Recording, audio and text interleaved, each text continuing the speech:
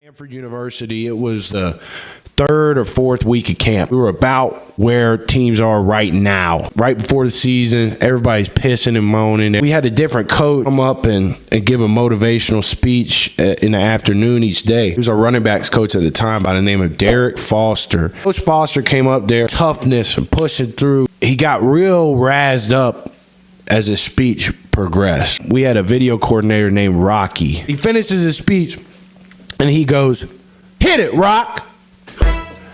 And Set It Off by Boosie Badass played. As a young white man, it was my first time hearing that song, Set It Off. Yeah, we finna set it off.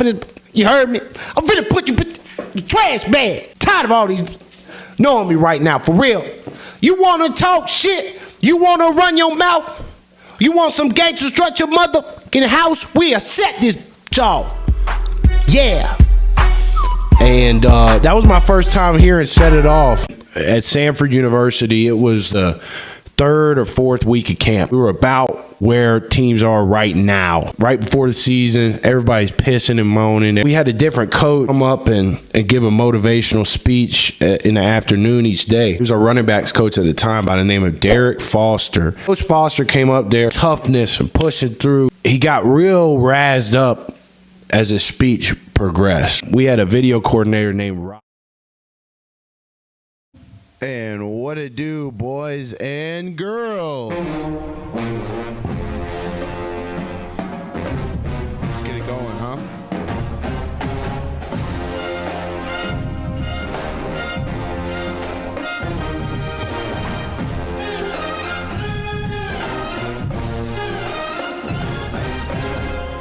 Let's get it going, huh?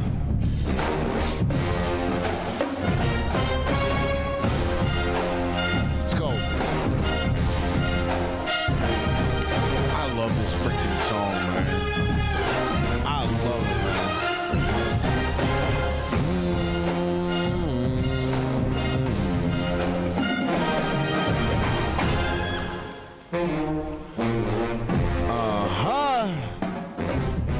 What's going on? It's a beautiful Thursday. It's been overcast here in Phoenix, Arizona. A little bit of rain, but that ain't never hurt nobody. We're going to get into the college football slate for this weekend.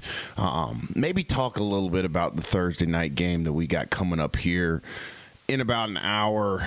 I don't know if I'm going to watch much of it. I think I know how it's going to go. I can't remember if it's at the Link or if it's in the Meadowlands. I have a feeling it's at the Link, but I can't confirm that to be fact. And I don't know, man. It's pro football. It's a division game. We might be a bit surprised. We might have Mr. Jackson Dart come out and eat. I would really love to see that.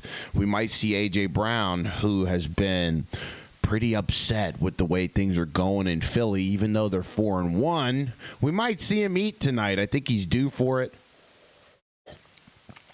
We saw Jalen finally start pushing the ball down the field last week, and maybe they'll do it again, but it's the first game that Jalen Hurts is finally able to push the football down the field, and they lose.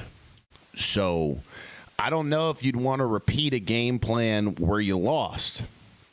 But who doesn't want their quarterback to push the ball downfield? I don't know. I've got Pop Warner practice on Thursdays with my 8U kids. So typically, sometimes on Thursdays we'll work the offense. And so that's a little lighter day for me because my focus is on the defense. So sometimes on Thursdays I'm able to pull my phone out, check in on the game. But I'm not sure if this is a game that'll be worth checking in on. I hope I'm wrong. Okay. We got plenty of other things to talk about today. Trade happened today in the NFL that I thought was pretty significant that some people, I guess, kind of overlooked. More talk about Bill Belichick at UNC. We'll figure out if he's going to be able to even finish the season with the Tar Heels or not. And a lot of coaches in the NFL, a lot of coaches in college football finally starting to that cushion on their butt in that seat. For a couple of them, it's starting to heat up a little bit. starting to get a little hot. You know what I'm saying? I don't know, man. When I'm sitting in the car and it's a January morning in Phoenix, maybe it's like 45 degrees. I like it when my seat gets warmed up a little bit. I like how it feels, but sometimes it gets too hot and you got to get up out of there. Or the forces of nature force you up out of there. That's what's going on with some of these coaches in college football and pro right now. So maybe we'll talk a little bit about that, some potential replacements. I want to just take today, because I don't know if I really want to hit on the Thursday night game too heavy. I thought today we would just take a look at the college football games that we've got going on this week. We're really getting into the thick of it, where we're going to figure out who's who. And I saw a clip from Cam Newton's show, 4th and 1. Shout out to that show, by the way. That was part of the inspiration to start our show in terms of the structure and how they talk about things. Big shout out to Cam Newton and the 4th and 1 show. But I saw a clip from that show today where they show a clip of Dave Portnoy saying that the age, it's not basically what Dave said. And Portnoy's a big Michigan fan, okay? And listen, before I get into this, I understand the delusion of being a fan. I live that every day following the Cincinnati Bengals. I still feel delusional thinking that Joe Flacco could maybe take us where we need to go by the time Joe Burrow gets back. But we've talked about that the last 2 days. I've aired that out. We don't have to get into that. I just wanted to touch on the delusion that comes with being a fan. I get it. And Dave Portnoy was definitely delusional in what he said. He gets on a camera, he's wearing all his Michigan gear, and he's saying it's not the college football of 10 years ago. Basically saying the SEC is no longer king, and his Michigan Wolverines could take anybody down in college football. Cam Newton responded, and he said,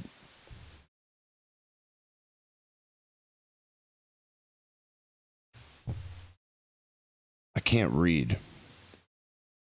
Basically, what Cam said was Michigan wouldn't even be the 6th best team in the SEC. Michigan wouldn't even be as good as Vanderbilt. And I got to agree with Cam. I think it's very clear as we look at things in the college season so far that the SEC is still king. And I think that's an objective statement. I grew up in an SEC town. I hope there's not any bias veiling over my stream of consciousness here when I talk about the SEC. But the SEC is still the premier conference in college football, top to bottom. You cannot say that Florida wouldn't go in and run the table in the Big Ten. Maybe they lose to Ohio State, but who else in the Big Ten does Florida lose to? Who in the Big Ten does Texas A&M lose to? I think the answer for every school is probably Ohio State, and that's about it. You've got Oregon. They're a good program, but I don't think that they play with the physicality that a Georgia plays with. You got the Illinois Fighting Illini at number 17. Apparently, Indiana kicked their ass a couple weeks ago, but they had a really good response game. And so now they play Ohio State, I believe, in Columbus. We'll get into all this, by the way. Why don't we just jump into it? We'll jump right into the meat of the show here. College football, week 7. First game we got up. And this one's one worth looking at. This South Carolina at LSU game, I remember the South Carolina LSU game last year in Columbia, and it was a hell of a game. I remember watching it on my phone while I was showering for some reason. I remember that. And it was back and forth. I think it went to overtime, or it was close to going to overtime. I remember somebody's kicker missed a couple special teams mishaps. LSU blocked a punt or two. It was a hell of a game. But South Carolina is fighting to stay alive right now. They had big expectations preseason, and Lenore Sellers, quite frankly, at least in my eyes, has not lived up to the hype yet. And LSU desperately needs this win. They're at home. They're in Death Valley. They desperately need to win this game. Brian Kelly desperately needs to win this game. I've said this before on the show. I do not think that Brian Kelly is a good fit in Baton Rouge.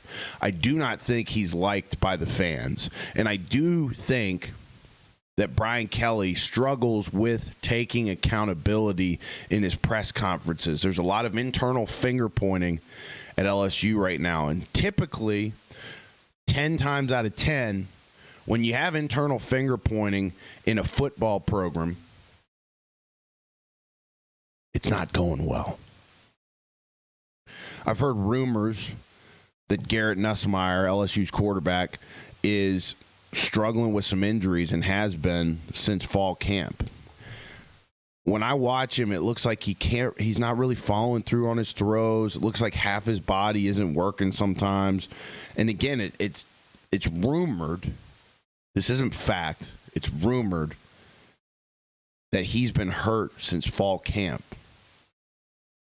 I think Brian Kelly is one of the coaches in college football on the hot seat right now. Expectations can be a bitch. And this LSU defense is humming. But their offense can't bust a grape. And they had a great running back in number 29, Durham. I don't know where he's been. I'm sure he's hurt. Smaller running back. But, God, that guy packs a punch. He's fast. And they come out in week 1 and beat Clemson on the road, and everyone thought that was a cornerstone, huge win. And now Clemson's ass, probably because they had professors that celebrated the death of Charlie Kirk, and they didn't fire him. Sorry. So LSU's also got a brutal schedule coming up, and I'm saying this about every program in the SEC. Every program I talk about in the SEC seems like they have a brutal schedule coming up. And so how can you even compare being in the Big Ten to being in the SEC? How can you compare it? When you're in the Big Ten, some weeks you might have Northwestern. Some weeks you might have Purdue, unranked Wisconsin. They've been a good program before. It seems like they haven't really I haven't heard a lot about Wisconsin this year. You know what I mean? Top to bottom, there's no gimme games in the SEC. Alabama, this is on the thumbnail of the episode today. Alabama's got a road game at Missouri that seems like a trap game. You know what I'm saying? Birds in the trap game.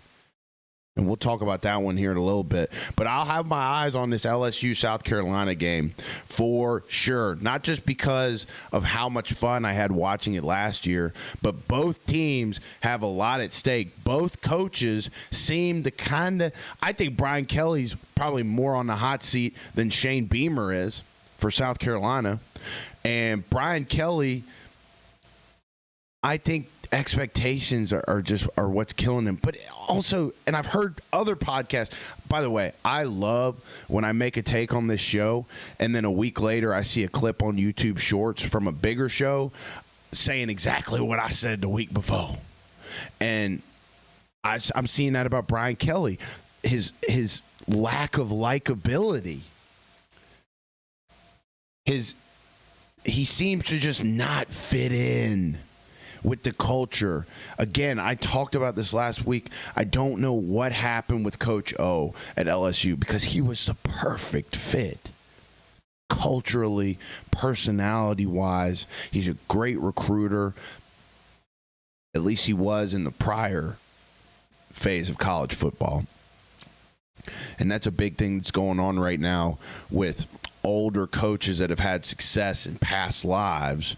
We're talking about Bill Belichick not even finishing the season with North Carolina. They announced this fucking Hulu documentary that's not happening anymore. Apparently, Belichick told parents, or somebody on Belichick's behalf told parents of the North Carolina players, don't talk to me. And so once again, man, PUSSY is undefeated. It's undefeated. And, you know, it'd be easy for me to blame the girlfriend. It's easy for everyone in the media probably to blame the girlfriend for Bill Belichick's lack of success in college football. But I just don't think, I think a lot of these older coaches have just fallen behind. It's not personal. It's nothing merit-based on their part. Pete Carroll's having a lot of struggles in the NFL and with the Vegas Raiders right now. There's a lot of variables that go into it. But I think when Bill went into this, he looked at it like, well, this is basically the pro game in college. We can construct rosters like we did in the NFL and all that jazz. But what's happening, I believe, with North Carolina and Bill is that he's trying to coach guys the way he's always coached them. And why would he not with the success he's had? And I don't think it works with college kids today in the situation that we're in college football. And before I move on to the next game, I wanted to mention something else. Get my note sheet here. I thought when I saw this on Twitter today, I saw it from an account that, you know, it was like JPA football. It was like a engagement farming type of account that sometimes posts things that aren't fully true to get engagement. I remember getting a text from one of my buddies back in the summertime, and the text contained a tweet from ML Football talking about how Shamar Stewart was going to go back to college and that the Bengals were going to be the first organization in NFL history to waste a first-round draft pick, completely waste it, not get anything out of them. And I responded to him and I said,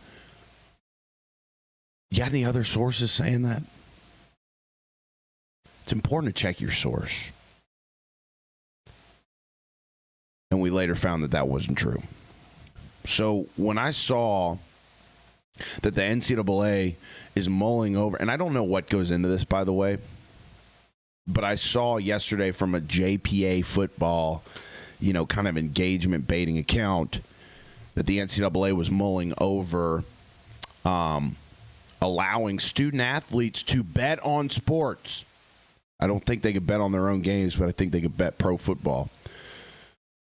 And I was like, this is fake. You know, this is engagement farming. This is fake.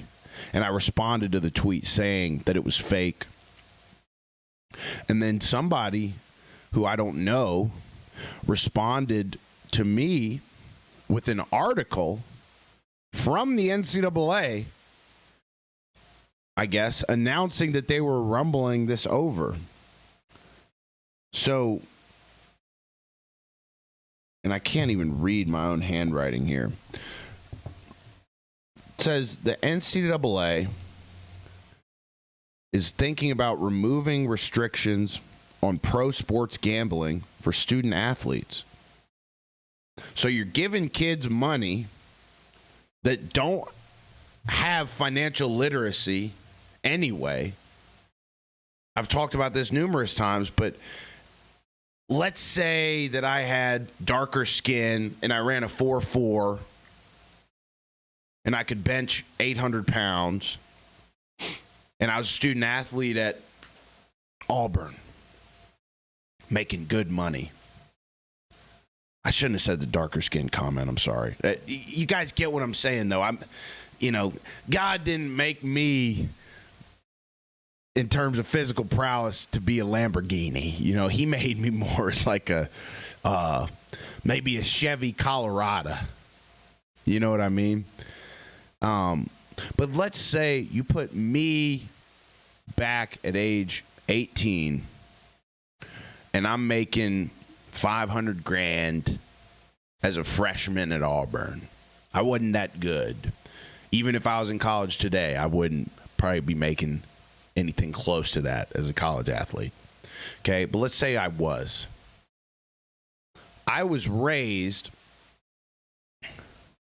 by a financial advisor, my father.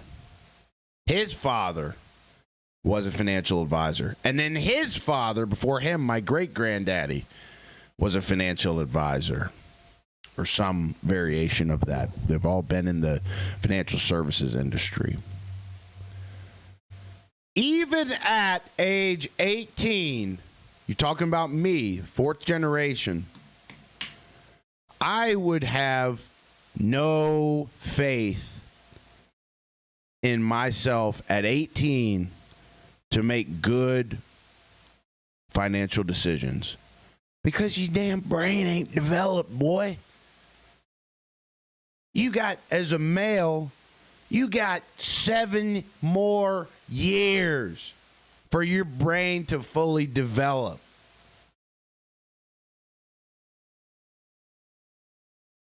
So you're damn straight, even with the background I have. If you put me in that position at age 18, making that kind of money, I'm not going to make the best decisions. And I know these programs are trying to be proactive with like bringing people like that in the building, financial advisors, people like that into the building to talk to them about good decision making and financial literacy. I'd imagine that football programs might be, the good ones might be mandating kids to go through financial literacy courses. And they should. But you're telling me that we think it's a good decision to let college athletes bet on pro sports. It's like putting liquor stores in the hood. It's not going to go well, dude. It's not going to go well. And I know when I was in college, I'm way past being facing any repercussions for what I'm about to say. But when I was a college football player, I did have a bookie. I would place bets every now and then, but I wasn't doing it. I did it maybe twice or 3 times because I was so scared. Okay? Nowadays, you've got FanDuel, you've got DraftKings, you've got MGM, you've got Fanatics, you've got tons of other sports books I can't even think of, where you got to put in your social security number, you got to put in your legal name. So it was actually easier when I was a college athlete to get away with that stuff than it is now, by far.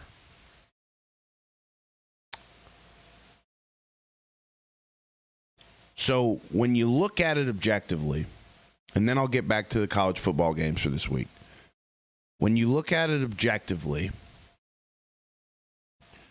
I think what the NCAA's thought process is that these kids are going to do this anyway.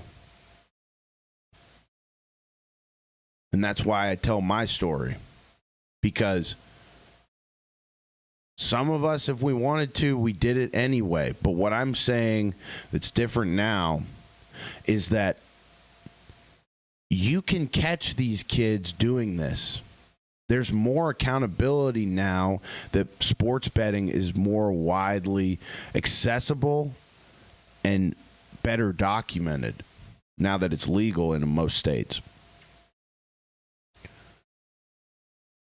So why, again, would we give the players, the athletes, this power when they do not need it.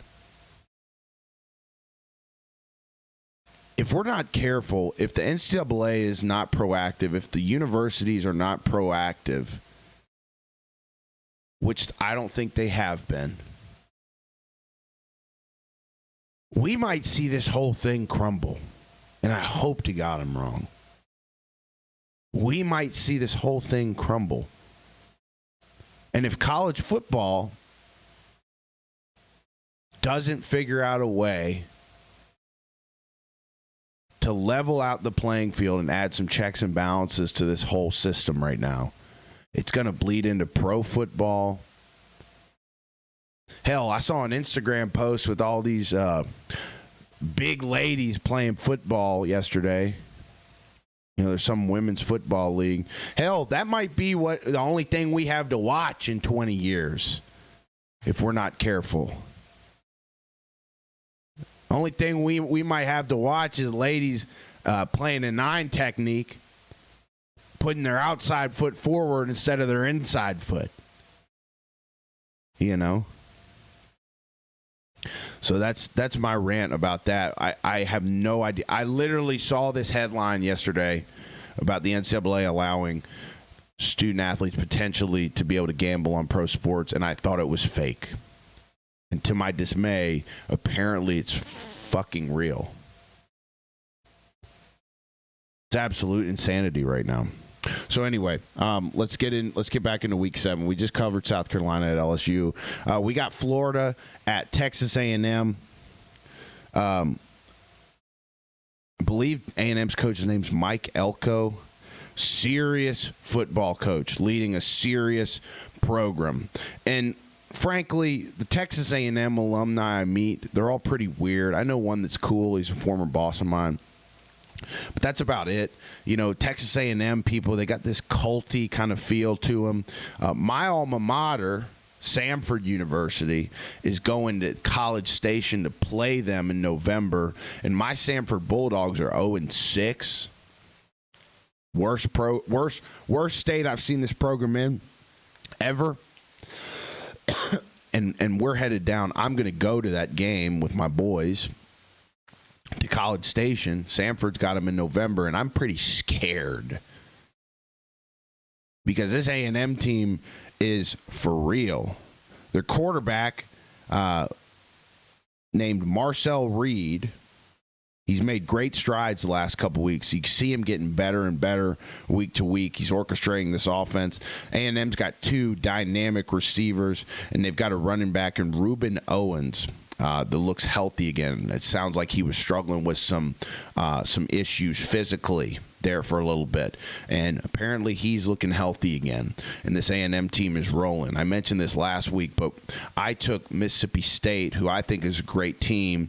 I took the points because I saw a 17.5-point spread against A&M last week, and A&M just ran over them, and I lost my money.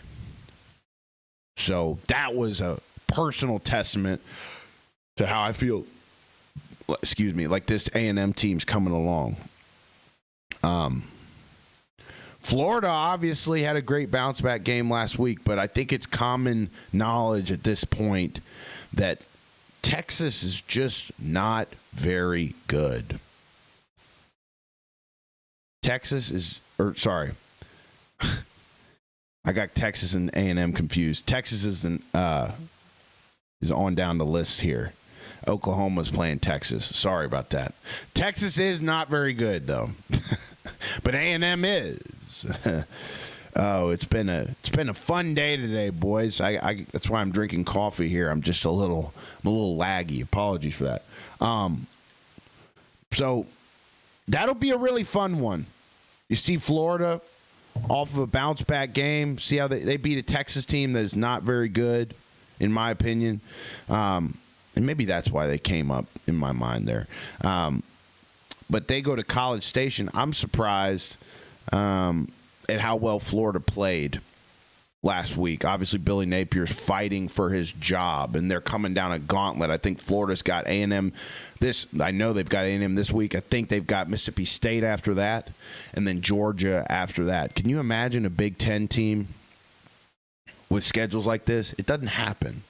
It's not the same. SEC is still king. We got Kansas at Texas Tech. Kansas, they had a nice, tough win against University of Central Florida last week. Texas Tech looks to be the class of the Big 12 right now. It's Texas Tech and Arizona State in the class of the Big 12 right now to me. Top two teams in that conference. And I think Texas Tech is a true top 10, maybe top 5 team. And they had a resounding win over Houston this past week. So look for Texas Tech to continue to roll. But Kansas, they might put up a fight. It's interesting to look at college teams coming off of tough victories. Do they rest on their laurels and get complacent? And maybe a little bit of tiredness from tough emotional wins?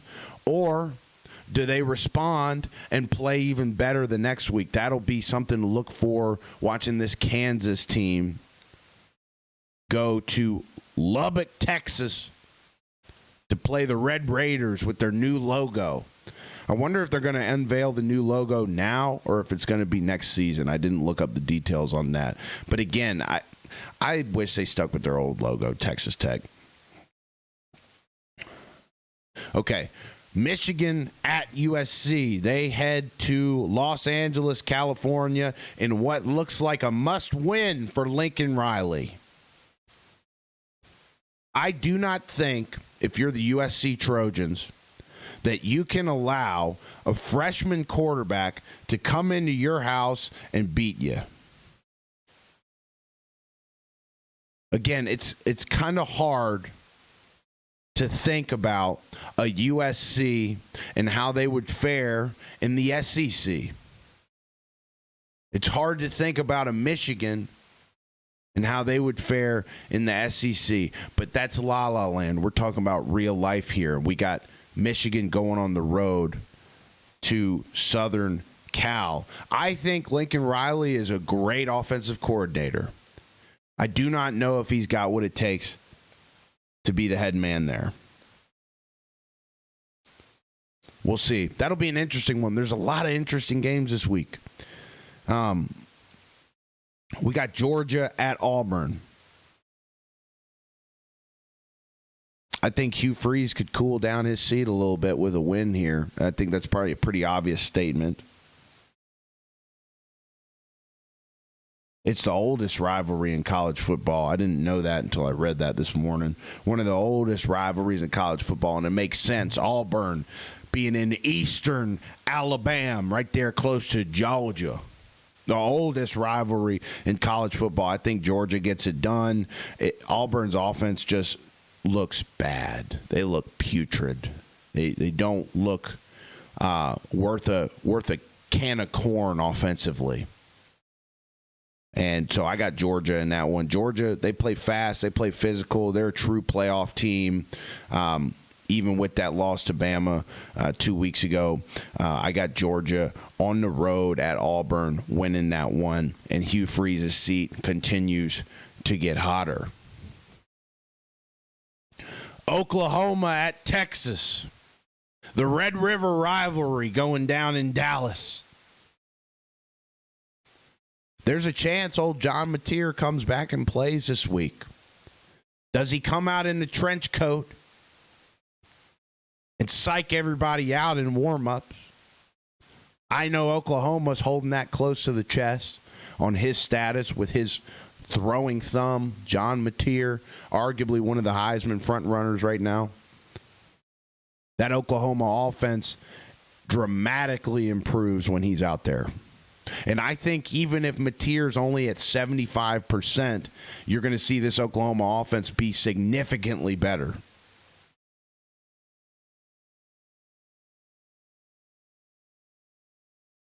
They've also got some elite pass rushers there, Oklahoma. And if Texas chooses to start Arch Manning, I think he's going to get hit a lot in this game. I don't think Texas is a good team. I think Steve Sarkisian's seat will continue to get hotter. And again, it's not like this is a bad Sarkisian-run Texas program. I think the expectations are what do it. High expectations going into preseason. You're talking about a preseason number one who's now unranked. So I don't think that he's running a bad program over there.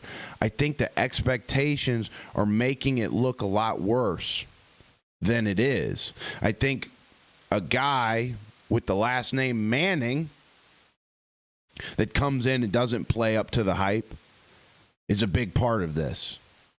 I hope I'm not being too obvious with what I'm saying. But again, if that Oklahoma pass rush with Arch does not seem mobile. We've seen Arch get out and run the ball well against teams like UTEP or some of the other Catholic high school competition he played when he was at Newman High School in New Orleans. But we have yet to see Arch really look mobile or even functionally agile against defenses like Florida's or Ohio State's. And he takes a lot of sacks, and he doesn't seem very mobile. So this Oklahoma pass rush is going to give Arch big problems. I didn't look at any of the Vegas spreads for these games. Probably should have, but I'd imagine that Oklahoma is at least 7-point favorites, 7.5-point favorites in this game, if I had to guess. There might be some value there if Oklahoma walks Mateer out there to play. I don't know if they will, but it is the Red River rivalry, which blows my mind that this is now an SEC game. I still don't think I've really accepted Texas and Oklahoma as SEC programs. Oklahoma's a great team right now, though. They're a good bunch to have in the SEC. I don't know if I could say the same about Texas right now.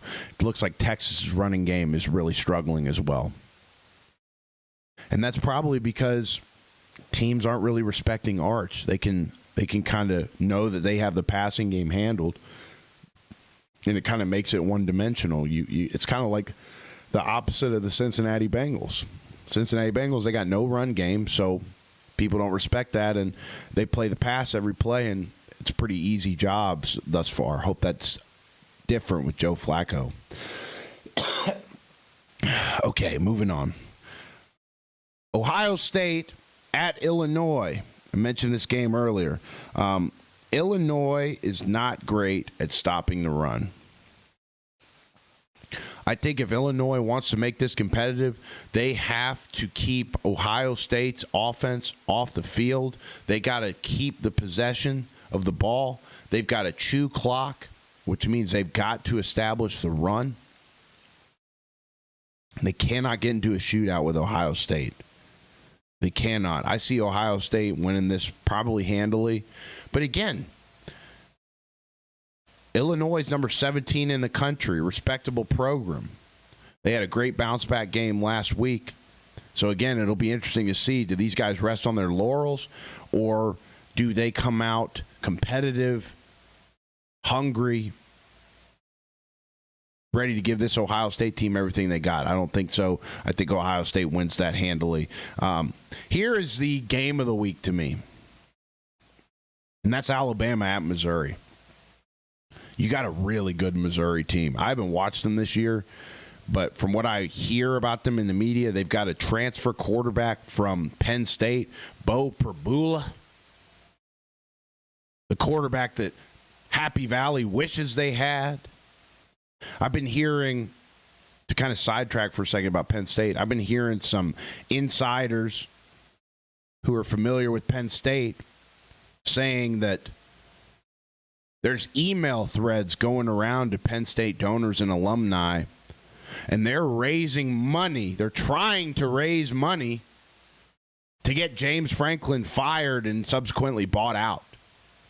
They are not happy with Penn State after losing to Oregon in Happy Valley and then losing to UCLA on the road the very next week. People are not happy. They want James Franklin gone.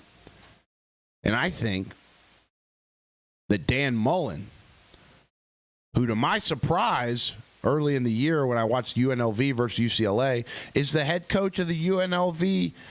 What's the freaking mascot? I can't remember UNLV's mascot. There's not the Raiders. No. The UNLV. Damn it. I can't remember UNLV's. But Dan Mullen's the head coach at UNLV, living life out in Las Vegas. I think he'd be a great fit for that Penn State job if they were able to fire James Franklin, buy him out. But anyways, Penn State transfer Bo Perbula, playing some good football for Missouri. Apparently their passing game is still a little shaky. They lean on their star running back. What's his name? Ahmad Hardy. And he looks to be one of the best players in the whole country. This is a trap game for Alabama. They're coming off two highly emotional wins against Georgia 2 weeks ago and then Vandy last week. And now they find themselves playing a noon kickoff game in Columbia, Missouri. This is a trap game for Alabama. We're going to really see what this Alabama program's made up under Kalen DeBoer watching this Alabama-Missouri game at noon Eastern, I believe, on Saturday in Columbia, Missouri. Ty Simpson's playing great. This Alabama team looks like they finally put something together. But this is a trap game. Trap, trap, trap, trap. My ankle monitor beeping. Haven't been charged. So, that's the game of the week to me. That one will be fun. Another one that people are arguing is the game of the week this week. Oregon at Indiana. Indiana is probably the Cinderella story of college football this year. They are humming under Kirk Cignetti. I don't think Indiana's got enough speed to hang in this game. I think Indiana puts up a good fight. They definitely have a chance to win, especially due to the fact that I believe. Let me think. I can't remember if it's in Bloomington or Eugene. I want to say it's in Eugene, but I could be wrong, and I don't have access to the Google machine right now, so. I'm not sure where that game is. My notes say at Indiana, but I think I remember seeing that it's in Eugene. But I got Oregon in that one. I hope I'm wrong. I don't know. For whatever reason, I've just always kind of... I don't have negative feelings about Oregon. I'm just kind of like, they got the nice uniforms and they got Nike in town, but, could they hang in the SEC? I don't think so. Okay. Let's see what else we've got here.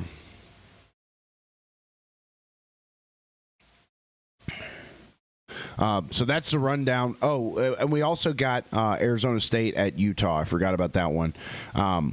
Arizona State is also going to kind of look to be the class of the Big 12 here. I just noticed my iPhone battery's low, too. I might have to cut you guys loose. Oh, we're at 42 minutes, so that's good. Apparently, there's going to be thunderstorms in Utah, and I saw clips of Arizona State quarterback Sam Leavitt being sprayed by a hose as he was throwing in reps on air by Arizona State's head coach. So that'll be interesting, watching a desert team potentially play in the rain. But they seem to be the class of the Big 12. They've got a chance to make the playoff again this year, but they've got to win games like this in order to do that. Trying to see what else we got. I think the hottest seat in the NFL right now is Mike McDaniels. And you see Tua Tagovailoa talking to the media, saying that regardless of the outcome of the games, he gets to go home to his family. Comments like that tell me it's over in Miami. And the other thing, too, I hear the things that Tua says to the media, And it's clear this boy's like, y'all got to leave this guy alone, man. This boy's head ain't right. The way he's answering questions are just really doesn't seem like he went through that Saban media training. Or maybe he wasn't listening. Maybe he wasn't paying attention during that Saban media training. Because some of the things that Tua says to the media this year, I'm kind of like, dude, this boy ain't right. Y'all gotta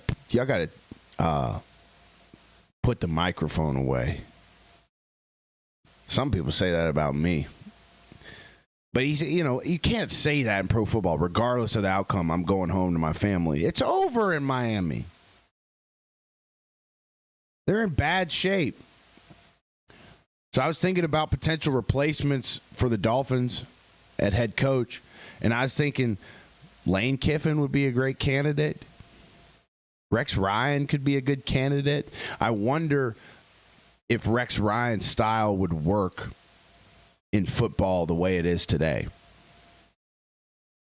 Because he's one of those old heads, hard-nosed, hard coaching that seems to not really be working these days, which sucks. I would love for hard coaching to make its way back, and I think it will at some point. I got hope. But Lane Kiffin, he seemed to have it all figured out in this age of football. Lane Kiffin will be a prime coach, but I do know that Lane loves Oxford. He loves where he's at in life.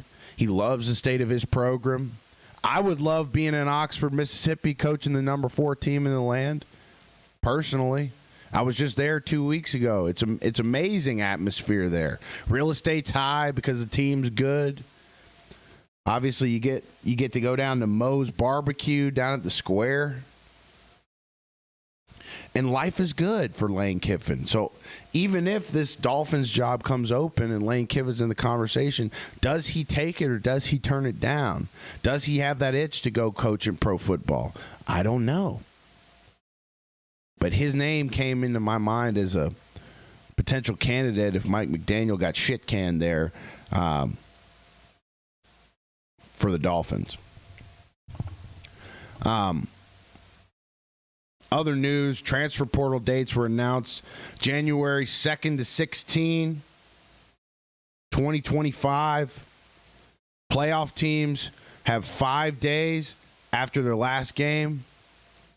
So if you're a kid on a college football playoff team and you decide you want to transfer, you got 5 days after the last game to figure out where you're going. And grad transfers, they got to wait until January 2nd to transfer. I think that's all we've got today. They got to continue to work on this transfer portal. I think that's one of the biggest glaring issues in college football. We talk about this a lot on the show.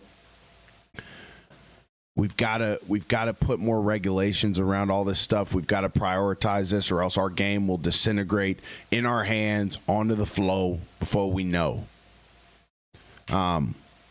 Okay, so I'm a little paranoid about my phone battery. This is a one-man production, and I shoot this on my iPhone. I just got an alert that my iPhone battery is low, and we're at about 47 minutes. So I think I'm going to cut you guys loose.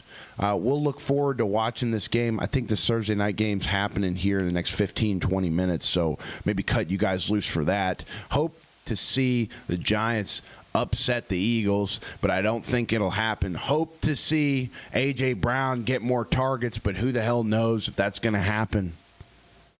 If A.J. Brown doesn't go off tonight, does he request a trade? I can't imagine that, man. You're on one of the best teams in the NFL and you're unhappy. Get over it. I don't know what the guy's going through. I can't put myself in his skin. I can't put myself in that building. But you're playing a team sport, and your team's 4-1. Class of the NFL, arguably, right now. Just play, man. I don't give a shit if I get a reception all year. If my team wins, what more is there to worry about? It's a team game. All right, I'm going to let you guys go. Appreciate everybody popping in, all the love, everybody watching. And if I could take that inch and turn it into a mile, and I'll ask you guys for anything other than please subscribe to the channel. Really does us a lot of good. We continue to be the fastest growing football show in the world, grinding for you guys, showing up Monday through Friday at 6-ish, 7-ish Eastern. And we'll continue to show up. We'll be back tomorrow. I don't think we're going to do a Madden stream today. Just don't want to. But with that being said, we are working hard. We are showing up every day. And we are the fastest growing football channel in the land. So help us out. Hit that subscribe button. If you're seeing us in the shorts feed, that subscribe button should be right there, I think on the bottom of the screen. So just go ahead and hit that for us. It doesn't cost you anything. I'm not going to come through the screen and bite you. We do this every day. And if you want to make your girlfriend learn a little bit about football, you can put our Spotify episode on. We update our audio platforms daily. We're working on maybe getting the video shows onto Spotify. I've got to lean into that, delve into that a little bit. But we are on every audio platform. If you like to listen to your podcast on iHeartRadio, we're on there. If you like Audible, Amazon, we're on there. We're on all of them, and it's updated daily. So take a look at all of that stuff. The main priority, though, is to grow here on YouTube. We also are live on Twitch and Kick. But those algorithms seem a little tougher to crack for whatever reason. So with that, we'll leave you guys and look forward to enjoying some Thursday night football. We'll get into the NFL games for the weekend tomorrow and then cruise on into the weekend. Appreciate everybody tuning in. Make sure and hit that subscribe button or else I might cry.